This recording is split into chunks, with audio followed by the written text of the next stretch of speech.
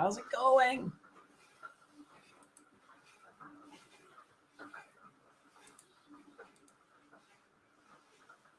How's everybody doing?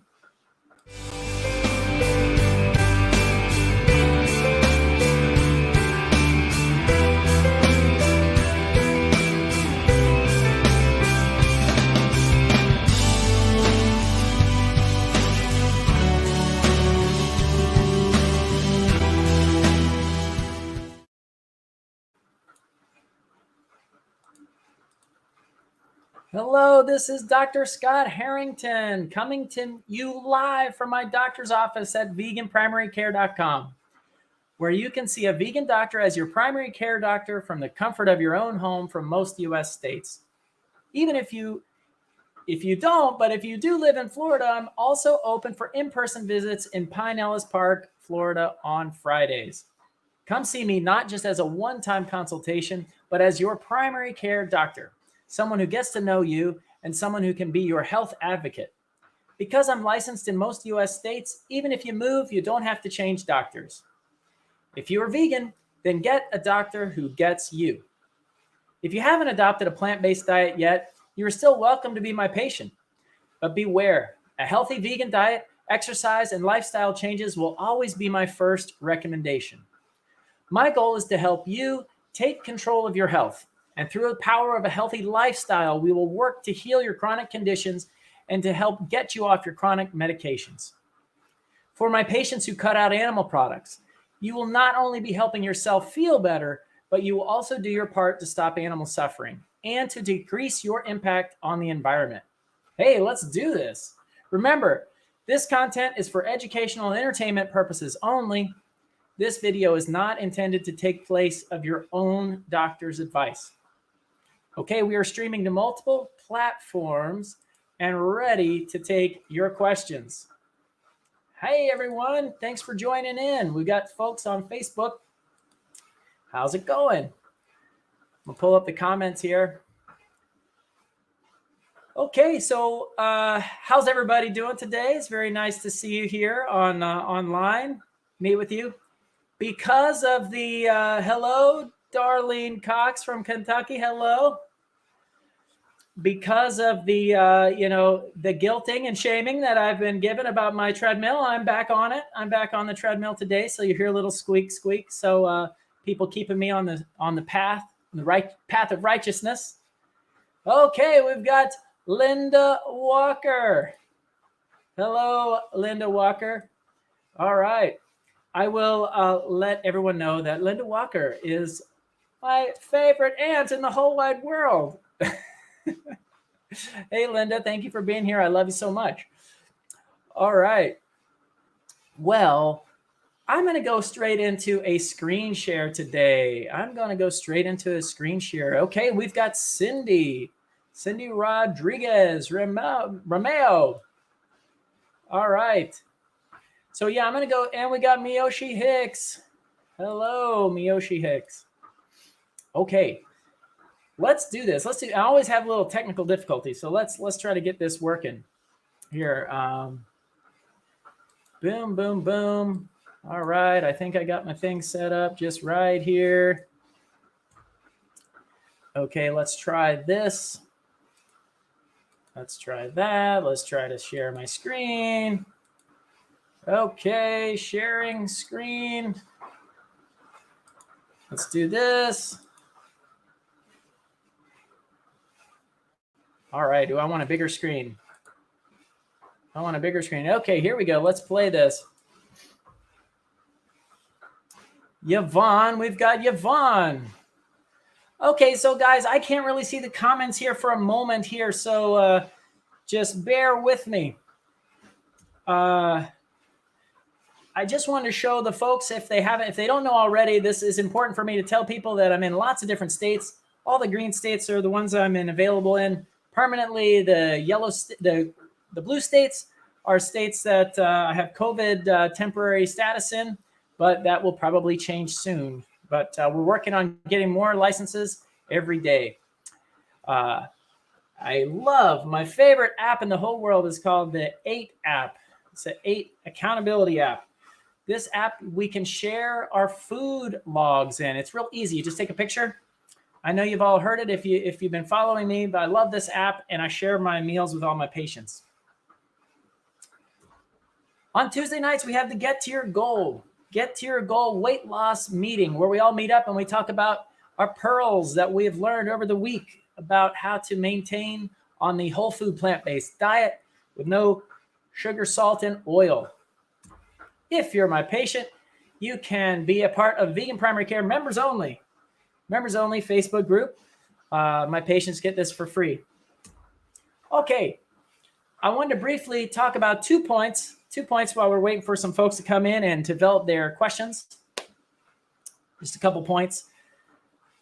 In my lecture about dietary treatment of disease, of course, I focus a lot on, this is Vegan Primary Care. I focus a lot on the, avoiding animal products.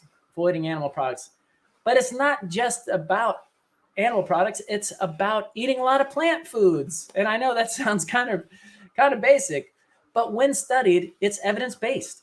Here's a study it was from Iran. It was a case control study in population of Iranian women. And they followed women who later had breast cancer, and they did dietary analysis of their what they ate, and they gave it a dietary quality index score of 1 to 100 of a phytochemical nutrient density. And they compared that to 175 age healthy controls. And they found that the people who had breast cancer had lower scores of the dietary phytochemical nutrient density index, suggesting a reduced odds of breast cancer by 90%. So that's very impressive. So it's not just eating a diet that's low in animal products. It's also eating a diet that's high in phytochemicals and nutrient density. So, okay. The next thing, this is just a quick point I wanted to talk about. Here is a queen bee. The queen bee had royal jelly compared to the regular worker bees and drones and stuff, and fed different food. And same genetics. The concept is epigenetics, where same DNA, different outcomes based on the environmental exposures. The queen bee and the worker bees are genetically identical, yet queen bees lay 2,000 eggs per day and live 3 years. Workers live 3 weeks. And so you'll hear other vegan doctors. They'll talk about the I'm stop sharing here for a second. I'm going to stop sharing. Just go back to this.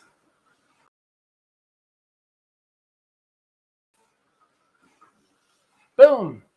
I'm back.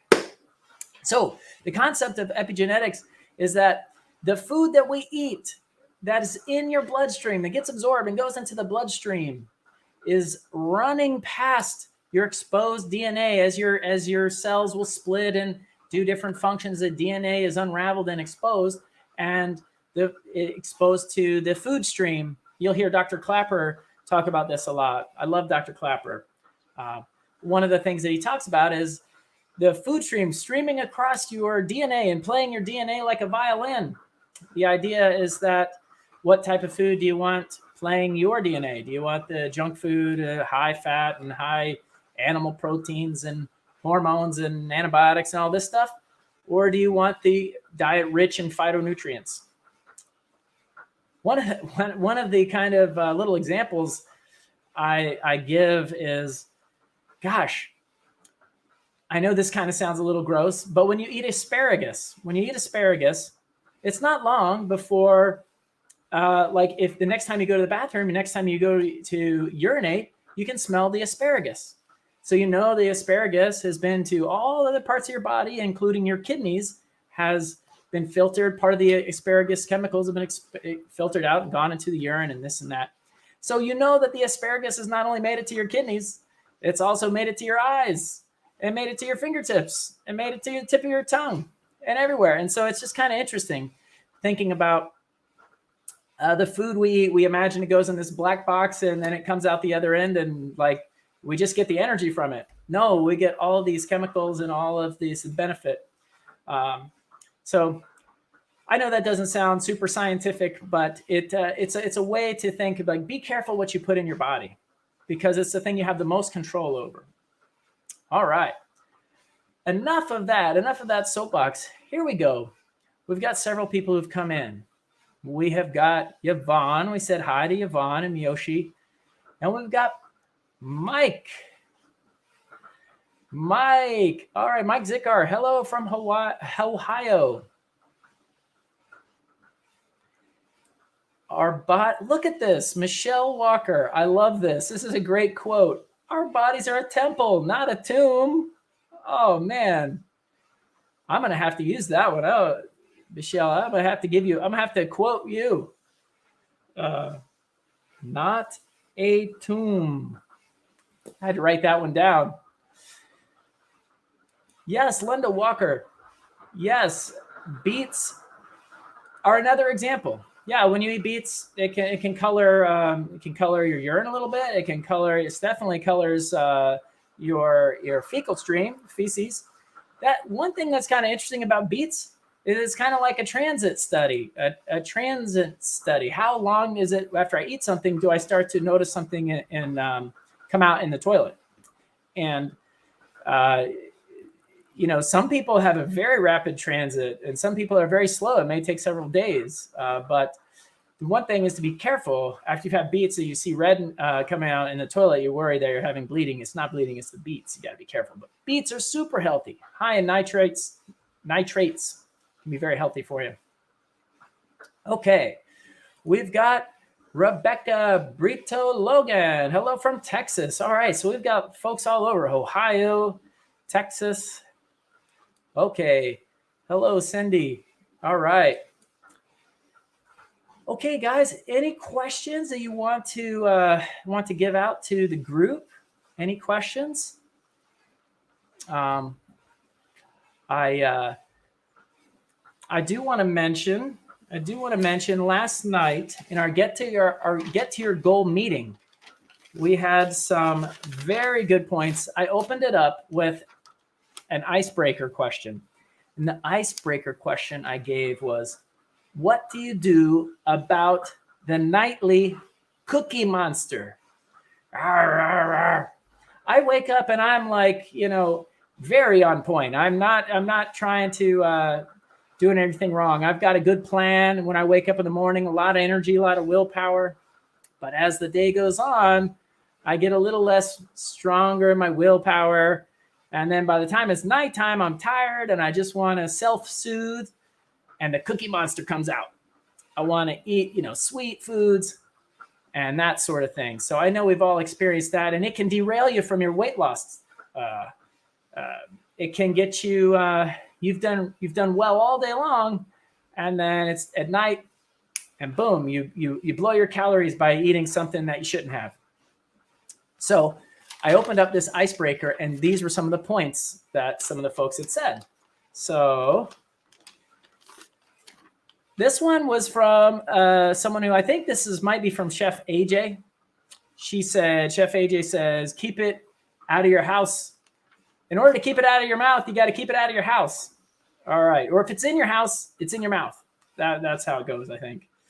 And so making sure that you only bring the good stuff in your house, because if it comes in, at night, it's going to go down the hatch. Okay. Having some physical distance. This is some of the physical distance out of sight, out of mind scenarios where keeping food that's kind of less healthy, kind of locked away in a cupboard and that sort of thing, and keeping food that's very healthy, readily available, like fruit that's out on the counter, a fruit bowl and all this stuff. So remembering positive results. To give us a positive reinforcement. Hey, I'm losing weight. I don't want to, reminding yourself. Okay. Chewing gum when the cookie monster comes on, give yourself something, an oral fixation that's other than a calorie oral fixation. So chewing gum, We had also blueberry tea, hibiscus tea, doing not an herbal tea that doesn't have caffeine. It's nighttime, but giving yourself something to drink, which might hit two things: making sure that you're hydrated and giving yourself something to do to kind of distract your mouth. Okay. Drinking some carbonated water, fizzy water. I know this has been a big craze lately, different seltzers and all that stuff. Okay. All right. The seltzers offer a little bit of benefits potentially because of like the gas that kind of fills up your stomach, kind of makes you feel a little bit more full. So here we've got Mike is making a comment. Mike is, brush my teeth after dinner and floss so that I don't do an evening stack. All right. And that brushing, it would be a disincentive. Yeah. So that's a good tip. That is a good tip, Mike. Thank you. Okay. Someone said, hey, just go to sleep. Stop binge watching Netflix. Just go to sleep, because the longer you stay up, you're going to get more hungry and you're going to eat.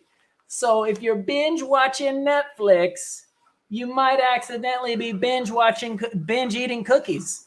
So I thought this one was a good one. Yeah. Be careful. Just go to sleep. Just go to sleep. Hey, you got weight to lose. You got to sleep it off. All right. Cindy says meditation or a nice bath. Okay. Hey, great points. I gotta write these down. Meditation, bath. Meditation and bath. And we've got another one, brush teeth. Okay. Got it on the list. Okay. So binge watching could lead to binge eating. I love it. Portion control, leave it in the kitchen. So you're going to bust your calories if you're bringing the bag of chips with you into the bedroom. Okay? Put it in a little bowl. Put whatever maybe a little popcorn or something that you want to eat, and you take it with you. But leave it in the kitchen. Portion control that food. Okay? Leave it in the kitchen. Portion control. Okay. Obviously, fruit. Fruit is the ambrosia of the gods. Our mouth loves fruit. We want that sweetness and we like it. And it's really low calorie and high in fiber and high in water. So, ripe mango, ripe bananas, nice cream. These are low calorie desserts that are just perfect for a nighttime sort of Cookie Monster sugar craving. And low calorie and still healthy for you. So some people will prepare it specially. They'll do like an ice cream. Some people will just eat a frozen banana, frozen grapes, frozen blueberries.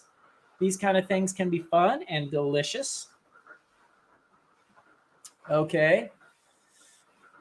Cindy says, do nighttime routines or drink water.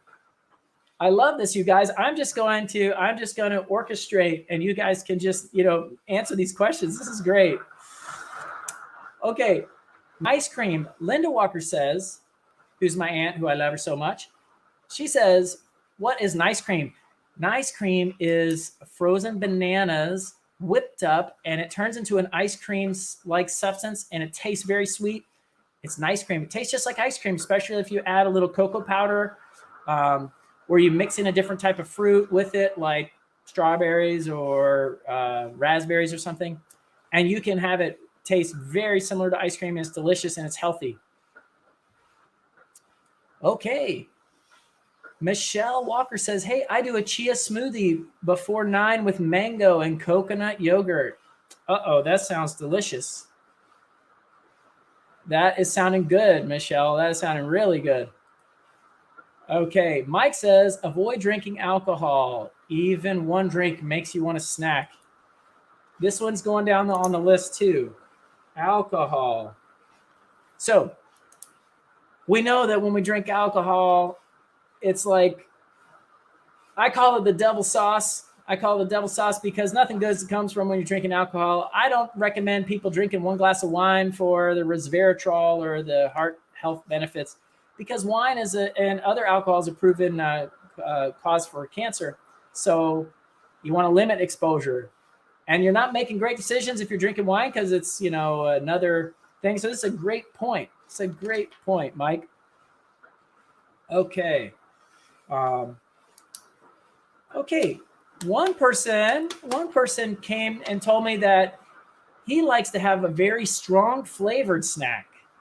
Fruit doesn't cut it. It doesn't make him feel snacky enough. And so he likes to have different textures, a crunchy texture, and a spicy flavor. So what he does is he gets wasabi peas or wasabi edamame, and they're dried and they're crunchy and they pack a punch. And so this was something that I thought was very good. So, all right. And then some folks will take popcorn and they'll spice it up with some nutritional yeast, affectionately known as nooch, nutritional yeast or nooch, and with Bragg's amino spray. All right. We've got Linda Walker says crunchy granola with almond milk. This is a good one too. That's a great one. Pretty low cal. Michelle Walker says only tea after 9. Yes. So that is the end of my list, but you guys have been so helpful. This is awesome. So we talked about a little bit. Michelle is talking about after 9 p.m. Hey, avoid food after 9 p.m. So the old wives' tale about avoiding food late at night because it'll make you gain weight has been proven. It has been proven. And so calories early in the day are less deposited as fat as food that's eaten later in the day or nighttime. So the body is into mobilizing energy early on. The circadian rhythm affects how we store fat and how we utilize energy. So eat your biggest meals earlier in the day. And as you get farther on, you're going to want to start to limit it. They talk about eating like a king in the morning, like a prince at lunch, and like a pauper in the evening. Or a queen or princess or a pauper, I guess. So the one of the things about nighttime eating, some people like make the rule, I'm not going to eat after the sun goes down. I'm just going to drink water. Whatever works for you. But the longer that you can have a time frame where your body's fasting, it's going to be healthier. Sometimes you'll notice that when you have late night eating, you may wake up and you may not feel as rested. You may feel a little achier. You may feel a little bit more tired because the body is dealing with the digestion and not so much of remodeling, repair, and rest. All right. Okay, so we have got some time. We've got some time on the books, about 5 more minutes left over. If you've got some questions, go ahead and shoot. If you've liked what you've heard so far today and you have not done so far, I would like you to go to my YouTube channel, Vegan Primary Care, and hit subscribe. I need to get 100 subscribers on that channel so that I can rename it Vegan Primary Care. So it's not some gobbledygook address. That's my goal, 100. It's a modest goal. But every little bit helps. So if you haven't done it already, go over to YouTube and hit subscribe. Miyoshi Hicks says, intermittent fasting works really well. Yeah, so we've had a lot of people who've had good benefit with intermittent fasting. Basically, the longer you're awake and the more you're eating during the day, the less you're fasting, the less weight you lose. So folks have tried intermittent fasting and decreasing the amount of time-restricted feeding is what they call it, time-restricted feeding, decreasing the amount of hours that you're eating. In the studies, the people that did this did not eat very healthily during the time that they were eating, but yet they still lost weight. So it was, you can imagine if you're eating healthy food and eating in a time-restricted pattern that you'd have good success. All right. So Linda Walker says, how do I get to your YouTube channel? You can search in YouTube. You can search Vegan Primary Care and you'll be able to find it. All right. Michelle Walker says, thank you from St. Augustine. All right. All right. Okay. Any other questions? Any other questions? If not, I might end up pulling up some, we might end up pulling up a slide or two. A slide or two. Okay. I think we will. We'll pull up a slide or two. I'm going to try to do the screen share again, if we can get it going. All right. All right, here, let's see. We're going to go here. All right. And all right. All right. Linda Walker says, any recipes? And Colleen Bird says, where is your practice? My practice is 100% online. Well, not 100%. 4 days a week online totally, and 1 day a week on in Pinellas Park, Florida, in the Tampa area. Linda Walker says, what are my favorite recipes? Well, I eat oatmeal every morning, and I just saw Cinnamon's Nutrition. He's a guy on and he had a vegan hacks, and one of his hacks was to add blended banana as the water for your oatmeal. And that's been my new favorite oatmeal in the morning. So I could have oatmeal without sugar because it's got sweetened by bananas. I thought that was really cool. That's my latest. And last night we just had vegan enchiladas with sweet potatoes and black beans and lime as the filling with salsa on top. It was delicious. It was delicious. Okay. So let's switch to this, and I'm going to switch to, I can't see the questions while I'm totally immersed in this thing, but if you're plant-based, if you're vegan, and you are trying to lose weight and you just can't do it, it's not working out, what can you do?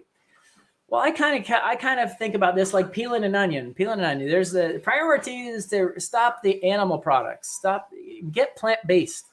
So avoiding animal products is going to be the best thing to start with because they're usually loaded with saturated fat, high in calorie, high in salt.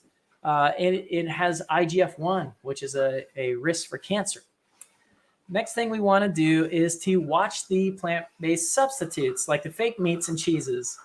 These fake meats and cheeses are usually loaded with fat, although they're good transition foods but in the end, they are kind of unhealthy for us. So better than the meat-based alternatives, but still bad for us.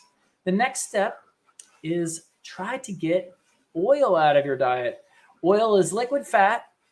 Moment on the hips, lifetime on moment on the lips, lifetime on the hips. So fat is really easily absorbed and easily stored. So olive oil is not a health food. It's liquid fat. So try to avoid this. Cook with water, steamed vegetables, stuff like that. Stir fry with the onions, cut them up, and they can boil it down, and you can stir fry like that without oil. Caution foods. If you're trying to lose weight, you want to be careful even about the plant-based foods that are high in calorie density, like avocado, dried fruit, nuts for that reason. Nuts and nut butters can be really high. So you want to just be real careful with these. Treat them with respect. Treat them with the respect that they have. Last but not least, if you're trying to lose weight, the next step, if you've done all these things, and you're still having problems with weight, the next is to focus on salt and sugar.